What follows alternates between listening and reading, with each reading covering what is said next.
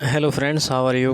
Friends, आपने कभी सोचा है कि जो हार्ट है, हार्ट को ब्लड कैसे मिलता है।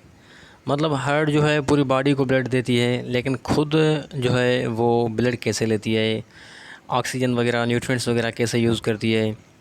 और आपने बहुत मरतबा सुना होगा कि कॉर्नरी आर्टरी डिजीज़, हार्ट में ब्लॉकेज आ गई है, बाईपास सर्जरी होगी या एंजियोप्लास्टी होगी, एंजियोग्राफी होगी। तो ये चीज़ें क्या होती है। तो आज हम ये सिंपल से समझेंगे कि जो है वो हार्ट जो है वो खुद ऑक्सीजन वगैरह, ब्लड वगैरह कैसे लेती है। देखें, आप सोच रहे होंगे कि हार्ट जो है इसमें 24 आवर जो है वो ब्लड तो आता है, और हार्ट को नीड ही नहीं ब्लड सप्लाई की, क्योंकि हार्ट में जो ब्लड है वो तो आ रहा है 24 घंटे और वो पंप कर रही है। देखें, जब हार्ट में ब्लड आता है, जो हार्ट के चेंबर होते हैं जो हमने पिछली वीडियो में डिस्कस किए, एट्रियम, वेंट्रिकल्स, उनमें जब ब्लड आता है, यानी कि वेना केवा से या जितनी भी वेंस वगैरह हैं, तो वो ब्लड जो है वो हार्ट यूज़ नहीं कर सकती। उस ब्लड से हार्ट जो है डायरेक्टली ऑक्सीजन, हार्ट के जो मसल्स हैं, न्यूट्रिएंट्स डायरेक्टली नहीं ले सकते। फॉर एग्ज़ाम्पल, मैं अगर आपको डायग्राम बना के समझाऊँ, तो फॉर एग्ज़ाम्पल ये हार्ट के 4 चेंबर हैं, टू अपर टू लोअर। अगर देखें इसमें ब्लड आ रहा है, तो यहाँ पर जो ब्लड है, इस ब्लड से जो चेंबर में पड़ा है, इनमें से हार्ट ऑक्सीजन ले और हार्ट के जो मसल हैं वो न्यूट्रिएंट्स ले। ये इम्पॉसिबल है, ये ऐसा नहीं होता। ये इसलिए नहीं होता कि हार्ट के जो मसल्स होते हैं वो बहुत थिक होते हैं और उनमें जो है वो डायरेक्टली यहाँ से जो है वो ऑक्सीजन वगैरह, न्यूट्रिएंट्स वगैरह नहीं जो है वो डिफ्यूज़ हो पाएंगे। तो हार्ट का एक अलग से सिस्टम होता है जो जिसके थ्रू हार्ट जो है वो ऑक्सीजन और ब्लड जो है वो लेती है। देखें, आपने नाम सुना होगा कॉर्नरी आर्टरी का। अब देखें, ये कॉर्नरी आर्टरी क्या चीज़ होती है। देखें, ये कॉर्नरी आर्टरीज़ जो है वो एक पूरे का पूरा नेटवर्क होता है। ये देखें, ये जितनी भी हैं ये कॉर्नरी आर्टरीज़ हैं, इनका पूरे का पूरा नेटवर्क है। ठीक है। देखें, ये आर्टरीज़ आगे चल के जो है वो कैपिलरीज़ में डिवाइड होंगी, और जो है वो बिल्कुल जो थिन कैपिलरीज़ हैं हर एक मसल्स में जाके हार्ट के, वहाँ पर जो है वो ऑक्सीजन वगैरह, न्यूट्रिएंट्स वगैरह देंगी। ठीक है। तो आज हम देखेंगे ये जो कॉर्नरी आर्टरीज़ हैं इनमें ब्लड कैसे आती है, इनमें ब्लॉकेज कैसे होती है, इनमें कहाँ पर ब्लॉकेज होगी तो क्या होगा। तो यहाँ पर आप देखें, हमारे पास जब हार्ट जो है उसका जो लेफ़्ट जो वेंट्रिकल होता है वो कॉन्ट्रैक्ट करता है, तो अरोटा में जो है वो ब्लड आती है। ठीक है। जब अरोटा में ब्लड आती है तो फिर अरोटा से क्या क्या होता है जो ब्लड है वो आगे हमारे अपर बॉडी में जाती है। फिर अरोटा जो डिसेंडिंग है उससे नीचे जो हमारी लोअर बॉडी है इसमें ब्लड जाती है, जो हमने कल डिस्कस कर लिया। तो देखें, यहाँ पर अरोटा में दो आर्टरीज़ जो हैं वो कनेक्ट होती हैं। वो जो दो आर्टरीज़ हैं उनको बोला जाता है कॉर्नरी आर्टरीज़। एक होती है लेफ़्ट कॉर्नरी आर्टरी, दूसरी होती है राइट कॉर्नरी आर्टरी।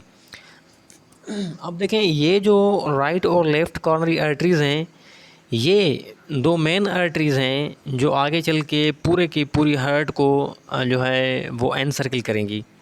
देखिए, कॉर्नरी जो वर्ड है वो क्राउन से लिया गया है। जैसे सर के ऊपर ताज पहना जाता है तो वो क्राउन जो होता है, ताज पूरे सर को कवर कर लेता है।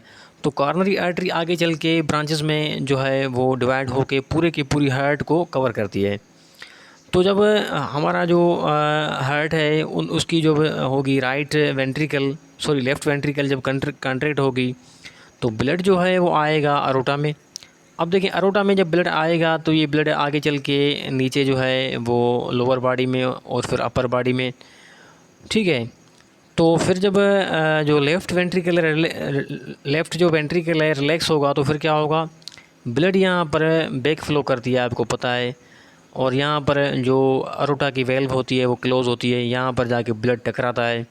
और ड्यू टू डिसेंडिंग और back flow of blood, back flow की वजह से यहाँ पर काफ़ी सारा ब्लड जो है वो जमा हो जाता है। फिर क्या होता है, वहाँ पर ब्लड का प्रेशर बहुत ज़्यादा बढ़ जाता है। उसी प्रेशर की वजह से ये जो आर्टरीज़ हैं कॉर्नरी आर्टरीज़, इनमें ब्लड आना शुरू होता है। ठीक है, इनमें ब्लड आएगा। अब देखें ये जो कॉर्नरी आर्टरीज़ हैं ये आगे चल के और जो है वो डिवाइड होंगी और आगे चल के आर्ट्रियोल में, आर्ट्रियोल के बाद कैपिलरीज़ में, ऐसा हो के पूरे की पूरी जो हार्ट है उनके जितने भी मसल हैं उन सारे के सारे मसल्स को जो है वो ये ब्लड सप्लाई करेंगी। तो आप जो है यहाँ से अंदाज़ा लगाएं ये जो कॉर्नरी आर्टरी है ये कितनी इम्पॉर्टेंट है। देखें only because of coronary artery जो हार्ट है उसको ब्लड मिलता है ऑक्सीजन वाला, ठीक है, उसमें ऑक्सीजन भी होती है, उसमें न्यूट्रिएंट्स भी होते हैं जो हार्ट के मसल्स को नॉरिश करती है। तो अगर कुछ केसेस होते हैं जब फॉर एग्ज़ाम्पल जो किसी इंसान का लाइफ स्टाइल सही नहीं है, डायबिटिक पेशेंट है या उसका ब्लड कोलेस्ट्रॉल जो है बहुत ज़्यादा है, उसकी डाइट सही नहीं है, उसकी हैबिट्स जो हैं डेली लाइफ की वो सही नहीं है, तो फिर क्या होगा, ये जो आर्टरीज़ हैं जितनी भी कॉर्नरी आर्टरीज़ इनमें कहीं ना कहीं ब्लॉकेज होगी। अब देखें ये जो ब्लॉकेज अगर कॉर्नरी आर्टरी में आ जाए तो ये कितनी ख़तरनाक हो सकती है। फॉर एग्ज़ाम्पल ये एक लेफ़्ट कॉर्नरी आर्टरी है जो पूरी जो लेफ़्ट साइड ऑफ हार्ट है उसको ब्लड सप्लाई करती है, ठीक है। अगर फॉर एग्ज़ाम्पल यहाँ पर इसकी में ब्लॉकेज आ जाए, प्लाक बिल्डअप हो जाए, प्लाक की वजह से इसमें जो है वो ब्लॉकेज आ जाए तो देखें पूरी की पूरी जितनी भी एरिया है यहाँ पर ब्लड जो है वो नहीं पहुँच सकेगी। अब देखें ये जितनी भी हार्ट की एरिया है यहाँ पर अगर ब्लड फ्रेश नहीं पहुँचेगा तो यहाँ पर जो मसल्स होंगे हार्ट के, जो हार्ट का पंपिंग मैकेनिज़्म संभालते हैं, या यहाँ पर अगर फॉर एग्ज़ाम्पल कोई हार्ट का जो कंडक्शन सिस्टम है जो हार्ट बीटिंग को रेगुलेट करता है तो वो सारे का सारा डिस्टर्ब हो जाएगा। जब वो डिस्टर्ब हो जाएगा तो पूरे की जो हमारी जो हार्ट है पूरे की पूरी वो ठीक से काम नहीं कर पाएगी। तो इसमें जब ब्लॉकेज आ जाती है तो वो बहुत ही ख़तरनाक होती है कॉर्नरी आर्टरी में। अब देखें ब्लॉकेज जो है उसकी लोकेशन जो है वो बहुत ही इम्पोर्टेंट होती है। अब लोकेशन जो है फॉर एग्ज़ाम्पल हम अगर एग्ज़ाम्पल के तौर पर इसको लें लोकेशन को, ब्लॉकेज की लोकेशन को, तो फॉर एग्ज़ाम्पल एक ब्लॉकेज है वो यहाँ हो रही है, ठीक है, और दूसरी ब्लॉकेज इधर हो रही है इस कॉर्नरी आर्टरी में। अब देखें सबसे ज़्यादा ब्लॉकेज ख़तरनाक कौन सी होगी। अब जो ऊपर वाली ब्लॉकेज है ये पूरे के पूरे मैंने आपको पहले ही बताया इस हिस्से को ब्लड फ्लो से जो है वो महरूम रखेगी। तो ये पूरे का पूरा हिस्सा जो है हार्ट के मसल्स का ये डेड हो जाएगा, ठीक है। अब ये जो ब्लॉकेज है इसमें से हार्ट के मसल को नुकसान पहुंचेगा, लेकिन इसके जो है वो अगर इसके साथ हम कंपेयर करें तो वो कम होगा। तो कॉर्नरी आर्टरी की जो लोकेशन है, कहाँ पर ब्लॉकेज होती है, ये बहुत इम्पॉर्टेंट चीज़ है, ठीक है। तो इस ब्लॉकेज की वजह से जो है आगे चल के जो है हार्ट अटैक और सडन कार्डियक डेथ ये जो चीज़ें हैं ये सामने आती हैं। तो हम आगे देखेंगे कि हार्ट अटैक क्या चीज़ होती है, कैसे होता है, और इसके अलावा एक और इम्पॉर्टेंट चीज़ देखें, यहाँ पर भी आर्टरी होगी वहाँ पर वीन होगी। देखिए आर्टरीज़ का काम था हार्ट को फ्रेश ब्लड सप्लाई करना और हार्ट की पूरी जितनी भी एरिया है उसको नॉरिश करना, ठीक है। अब देखें हार्ट के जो मसल्स हैं, हार्ट के जो सेल हैं वो मेटाबॉलिज्म करते होंगे, वहाँ पर भी कार्बन डाइऑक्साइड बनती होगी, वहाँ पर भी जो है वो वेस्ट मटेरियल बनता होगा। तो इसको रिमूव करने के लिए जहाँ पर भी आर्टरी होती है, जहाँ पर भी आर्टरी होगी वहाँ पर वीन होगी। तो ये एक साइड थी आर्टरीज़ की, यहाँ पर आप देखें अब होगी वीन की साइड। अब देखें ये कितनी वीन्स हैं, जहाँ पर भी हार्ट में जितने भी मसल्स हैं, जितने भी सेल हैं, जहाँ पर भी जो है वो वेस्ट मटेरियल बनेगा तो ये वीन्स जो हैं वो डीऑक्सीजनेटेड ब्लड है विथ जो है वो वेस्ट वगैरह हार्ट के जो हमने बात की थी राइट एट्रियम वहाँ पर ले आएंगी। देखें जो हार्ट का राइट एट्रियम है हमने पहले ही बात की थी, इसमें सबसे पहले डीऑक्सीजनेटेड ब्लड आता है जिसमें न्यूट्रिएंट्स वगैरह भी कम होते हैं। अपर बॉडी से सुपरियर वेना केवा से आएगा, यानी कि जो हमारा ब्रेन है, जो हमारी जो अपर जो होते हैं जितने भी बॉडी पार्ट्स, वहाँ से जो है वो सुपरियर वेना केवा से ब्लड आएगा। कहाँ पर, राइट एट्रियम में। और जो हमारे पास अगर नीचे इसको हम देखें तो हमारे पास जो इन्फीरियर वेना केवा है, हमने पहले भी बात कर ली है लेकिन फिर भी अंडरस्टैंड करने के लिए, तो लोअर बॉडी पार्ट से ब्लड आएगा। अब जो हार्ट जो है वो जब ऑक्सीजन वगैरह यूज़ कर रही है तो डी ऑक्सीजनेटेड ब्लड जो है वो कुछ इम्पॉर्टेंट जो है वो कॉर्नरी वेन्स होती हैं, जैसे कि small cardiac coronary when, anterior cardiac coronary when, middle cardiac जो है वो कॉर्नरी वेन, और ग्रेट कार्डिक कॉर्नरी वेन, ये सारी की सारी मिलकर एक ही जगह पर कंबाइन होती हैं, जिसको बोला जाता है कॉर्नरी साइनस। फिर ये कॉर्नरी साइनस जो है ये ब्लड लेके जाएगी जो अपना जो राइट साइड होता है हार्ट का, राइट एट्रियम, वहाँ पर। ठीक है, तो ये एक बात थी कॉर्नरी वेन की, और कॉर्नरी आर्टरीज को हमने देख लिया। तो अब देखेंगे हार्ट की ब्लॉकेज जो है वो क्या क्या जो है वो मसाइल पैदा कर सकती है। अब देखें फॉर एग्ज़ाम्पल ये जो आर्टरी है हमारे पास, इसमें एक ब्लॉकेज बनना शुरू हो गई। ठीक है, तो अब ये जो ब्लॉकेज बन रही है, तो अब ये जो ब्लॉकेज है ये ब्लड के फ़्लो को जो है वो रोकेगी। तो इस कंडीशन को बोला जाता है जब due to blockage heart muscle की तरफ जो फ्रेश ब्लड सप्लाई है उसकी सप्लाई जो है वो कम पड़ जाए, तो उसको बोला जाता है मायोकार्डियल इस्कीमिया। क्यों? पार्शियल जो है वो ऑब्स्ट्रक्शन की वजह से ब्लड जो फ़्लो है वो जो है वो रिड्यूस हो जाए। ठीक है, इसमें ऐसी कोई ख़ास सिम्टम वगैरह नहीं होगी, और हार्ट के जो मसल्स हैं वो वीक होंगे ड्यू टू हाइपोक्सिया, क्योंकि वहाँ पर जो है वो लो ऑक्सीजन लाइक कंडीशन जो है पैदा होगी, ऑक्सीजन जो है वो वहाँ पर एडिक्वेटली नहीं पहुँचेगी, तो उसको बोला जाता है हाइपोक्सिया।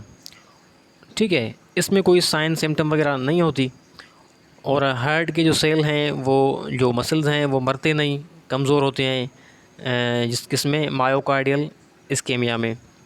अब उसके बाद सेकंड फेज़ आता है। देखें प्रोग्रेस की बात कर रहे हैं, पहले हल्की जो है वो पार्शियल जो ब्लॉकेज है उसमें से जो है वो मायोकार्डियल इस्कीमिया, फिर उसके बाद आगे चल कर अगर इसको ट्रीट नहीं किया गया, मेडिसिन वगैरह की हेल्प नहीं ली गई, लाइफ स्टाइल में चेंजेस नहीं जो है वो इम्प्रूव की गई, तो फिर क्या होगा, फिर आगे चल के वो और वर्सन होगा, उसको बोला जाएगा अंजीना पेक्टोरिस। इसमें क्या होगा, इसमें सीवर पेन, ठीक है, और जो हमारी जो चीस्ट है उसमें pressure like tightness like situation आ जाएगी।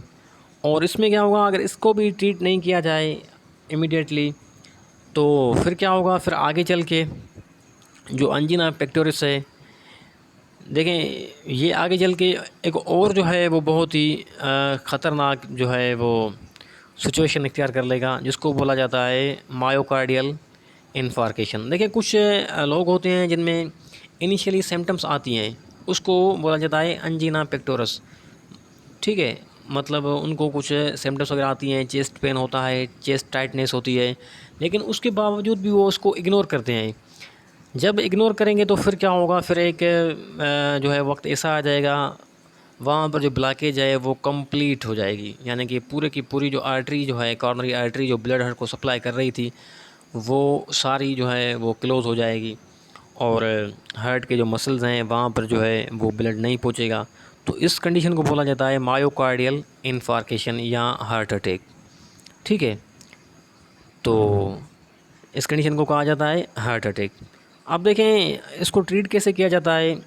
इसमें जो है सबसे पहले अगर किसी को हार्ट अटैक जो है वो हो रहा है, तो सबसे पहले उसको जो है वो कुछ जो इमीडिएट जो होती है ट्रीटमेंट, उसमें क्लॉट डिज़ॉल्विंग जो होती हैं मेडिकेशंस वगैरह, कुछ इंजेक्शंस वगैरह वो दी जाती हैं, और फिर उसको जो है वो हॉस्पिटल में कुछ सर्जिकल प्रोसेस के थ्रू उसकी जो ब्लॉकेज है कॉर्नरी आर्टरी को उसको रिमूव किया जाता है थ्रू द एंजियोप्लास्टी या बाईपास सर्जरी वगैरह। तो देखें हमने जो इसमें इम्पॉर्टेंट चीज़ अंडरस्टैंड की वो ये थी कि ब्लॉकेज जो है उसकी परसेंटेज, यानी कि कितनी ब्लॉकेज आ रही है, और उसकी जो लोकेशन है, ये जो चीज़ें हैं बहुत ही इम्पॉर्टेंट हैं। तो तो अगर किसी को भी इस किस्म की सिम्टम वगैरह हो रही है, साइन एंड सिम्टम, तो वो अपना जो है वो ट्रीटमेंट जो है वो जल्दी में कराए। तो यहाँ पर जो जितनी भी ब्लड की वेसल्स हैं,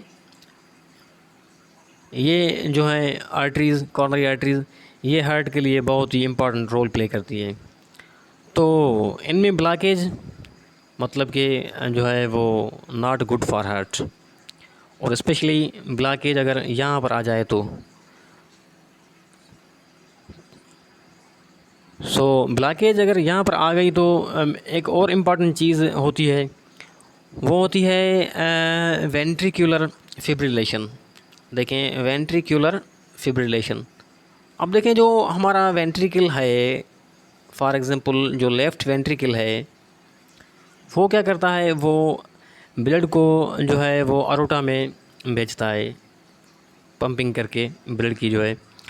अगर वहाँ पर ऑक्सीजन वगैरह ना पहुँचे ड्यू टू ब्लॉकेज वगैरह, या हार्ट का जो कंडक्टिंग जो सिस्टम है ड्यू टू ब्लॉकेज अगर डिस्टर्ब हो जाए, वहाँ पर जो है वो प्रॉपर हार्ट बीटिंग के सिग्नल जो हैं वो ना पहुँचें, कंडक्शन जो हार्ट की है, इलेक्ट्रिकल कंडक्शन सिस्टम, वो डिस्टर्ब हो जाए, तो फिर क्या होगा, फिर जो हार्ट के जो वेंट्रिकल के, जो लेफ़्ट वेंट्रिकल के या राइट वेंट्रिकल के जितने भी मसल्स होंगे, वो इफ़ेक्टिवली जो है वो कॉन्ट्रैक्ट नहीं करेंगे, वो बस जो है वो फिब्रिलेट करेंगे।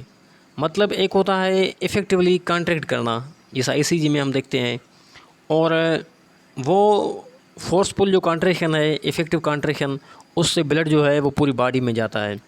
अगर एक जो वेंट्रिकल है वो फिब्रिलेट कर रहा है, मतलब उसकी जो एफिशिएंसी है कॉन्ट्रैक्शन की, वो डिस्टर्ब हो गई, तो फिर जो पूरी बॉडी है वहाँ पर जो है वो ब्लड जो है फ्रेश ब्लड, ऑक्सीजन वाला ब्लड नहीं पहुँचेगा, स्पेशली ब्रेन, तो सडन कार्डियक डेथ जो है वो हो जाती है। तो अगर देखा जाए तो due to heavy blockage, massive blockage, अगर वेंट्रिकुलर फिब्रिलेशन आ जाए तो वो सडन कार्डियक अरेस्ट का सबब बन जाती है।